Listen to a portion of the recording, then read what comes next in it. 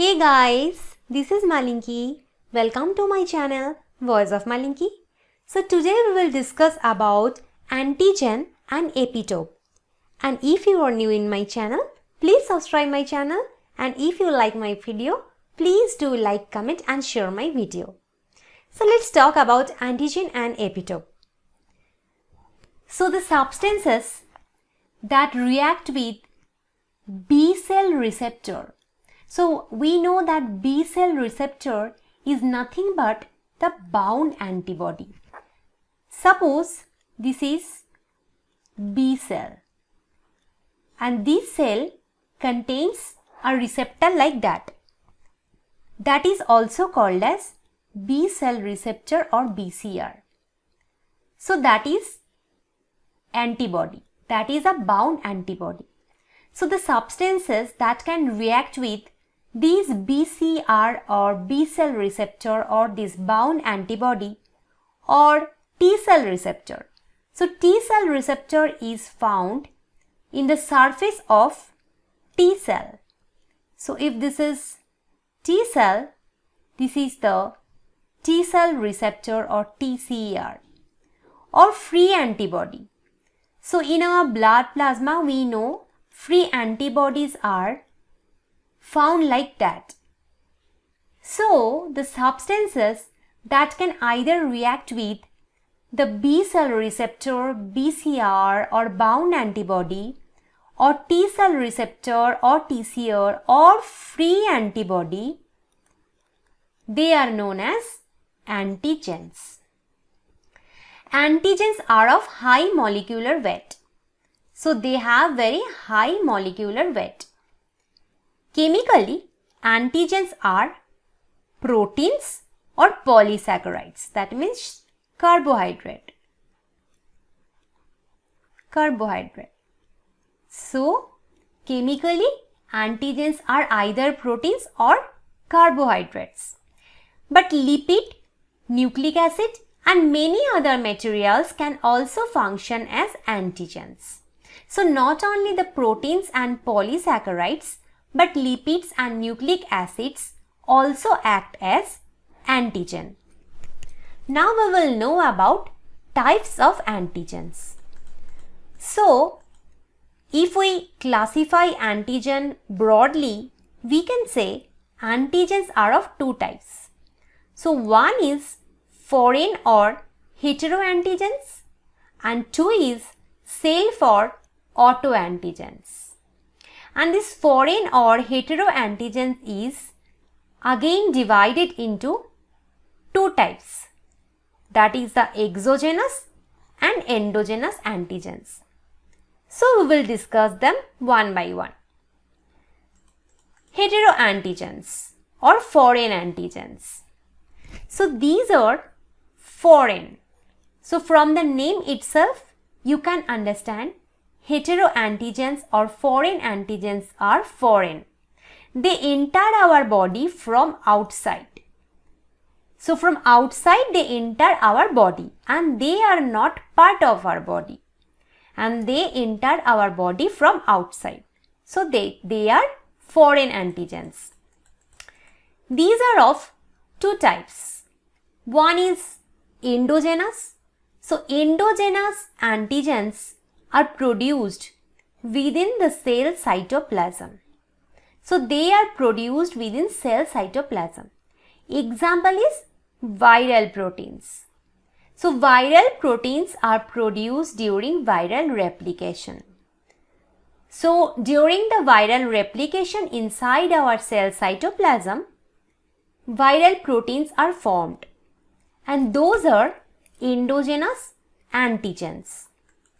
And exogenous antigens, they enter the body of the organism from outside. Example is bacteria. Now don't get confused between these endogenous and exogenous antigens. So both bacteria and virus enter our body from outside. Hence, they both are foreign or heterogeneous antigens. But in case of bacteria, they already possess the antigen. Suppose this is the bacteria and its surface contains a protein that is A. So this is the bacteria and its surface contains A protein. So it is itself an antigen. So this A is an antigen. So this bacteria is entering our body while carrying this antigen A. So it doesn't require to enter the cell in order to act as antigen. Rather, it acts as an antigen extracellularly. But in case of virus, it does not contain any surface antigen. Rather, it enters a host cell. Suppose this is the host cell. And this is the virus. It is entering the host cell. So it will enter the host cell and start replicating and translating. And during this, viral proteins, these are viral proteins. So viral proteins will be generated inside the host cell cytoplasm. And these proteins are endogenous antigens. So endogenous antigens are formed inside the cell, that is intracellular. Whereas exogenous antigens are not generated inside the cell. Rather, they are found extracellularly. So this is the difference.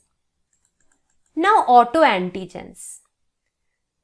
So sometimes body's own proteins act as antigens. Body's own proteins, and they induce an autoimmune response. So these are autoantigens or self-antigens.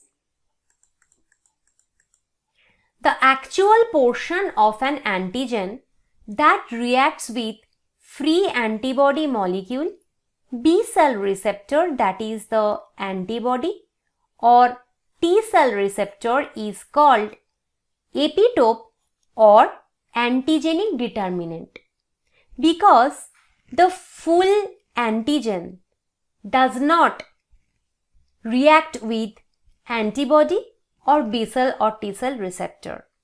A small proportion of that full antigen actually reacts with them. So the size of an epitope is 5 to 15 amino acids or 3 to 4 sugar residues. So if the antigen is a protein, it could be so long, right? It could have number of amino acids. Suppose it contains 1000 amino acids. Among them, only 5 to 15 amino acids will bind antibody.